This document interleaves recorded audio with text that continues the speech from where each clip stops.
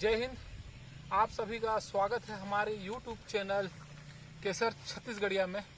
मैं केसर हुसैन और हम सबका प्यारा डॉग बॉक्सर। आज मैं आपसे बात करना चाहूँगा डिवॉर्मिंग के विषय में। अगर हमारे कुत्ते के पेट में कृमि है तो हम लाख अच्छा से अच्छा खिला लें, कुछ भी खिला लें, हमारे कुत्ते का शरीर नहीं बनेगा, वो दुबला पतला ही रहेगा। इसलिए डिवॉर्मिंग कराना बिल्कुल ज़रूरी होता है।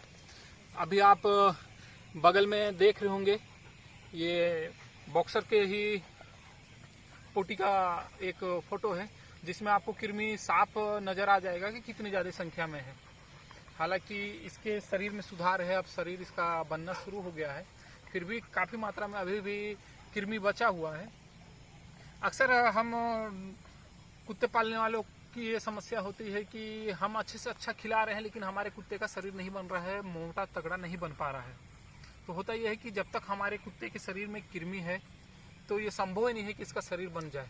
अगर बच्चा छोटा है, पपी है, तो उसका हाइट नहीं आएगा अच्छे से, और बड़ा हो गया है अगर और कृमि है तो वो हेल्थ कभी नहीं बनेगा।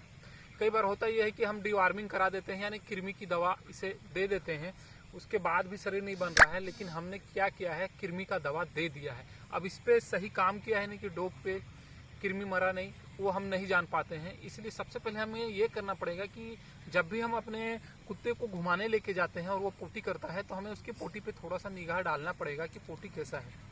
जिस तरह हम लोग देखते हैं कि जानवर एक दूसरे के पोटी को सूंघते हैं और कुत्ता भी अपने पोटी को सूंघता है करने के बाद, तो ये सिर्फ ऐसे ही नहीं सूंघता है, उसके पीछे बहुत सारे कारण हैं, जिसमें एक कारण ये है कि अपने वो स्वास्थ्य का खुद टेस्ट करता है कि मुझ में क्या समस्या है। हम अक्सर ये देखते हैं कि जो स्ट्रीट डॉग हैं, खुले आवारा कुत्ते हैं, इनमें कृमि की आप शिकायत नहीं पाएंगे, नहीं के बराबर होता है, शायद किसी कुत्ते में हो जाए, क्योंकि ये खुले होते हैं और अच्छी तरह से इनको मालूम है कि हम अपने खाने में ऐसा क्या चीज़ ऐड कर लें जिससे कृमि से हमें निजात मिले। परंतु जो हम कुत्ते को हम बांध के रखे हैं, बाहर का कुछ खाने भी नहीं देते हैं और देना भी नहीं चाहिए, क्योंकि ये हमारे पालतू कुत्ते हैं, इनकी प्रतिरोधक क्षमता कमज़ोर होती है। बाहर का अगर कुछ भी खाएंगे तो इनके बीमार पड़ने की संभावना रहती है और वो अच्छा भी नहीं लगता है हमें। तो हमें इसके लिए डिवॉर्मिंग करना पड़ता है।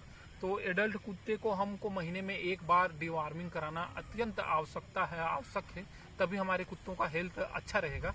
जैसे ये इसको हम लोग लाए थे तो 7 तारीख को ही इसको फर्स्ट टाइम डिवॉर्मिंग कराए थे, उसके 7 दिन बाद फिर कराना पड़ गया था और उसके 15 दिन बाद फिर कराए थे। अभी भी कुछ कृमि बचा हुआ ही है तो हमें फिर से डिवॉर्मिंग कराना पड़ेगा। तो हम अपने दिमाग से ये चीज़ निकाल दें कि हमने कृमि का दवाई दे दिया था तो डिवॉर्मिंग हो गया है और हमें आवश्यकता नहीं है, तो हमारी दवा देने का कोई मतलब नहीं होता है, क्योंकि जिस मकसद से हम दिए हैं अगर उसमें हमें सफलता नहीं मिलती है तो कोई मतलब नहीं होगा। तो हमें देखना ये होगा कि हमारे डिवॉर्मिंग कराने के बाद, यानी कि कृमि की दवा देने के बाद 1-2 दिन बहुत ज़्यादा कृमि निकलेगा, उसके बाद भी निकल रहा है या नहीं।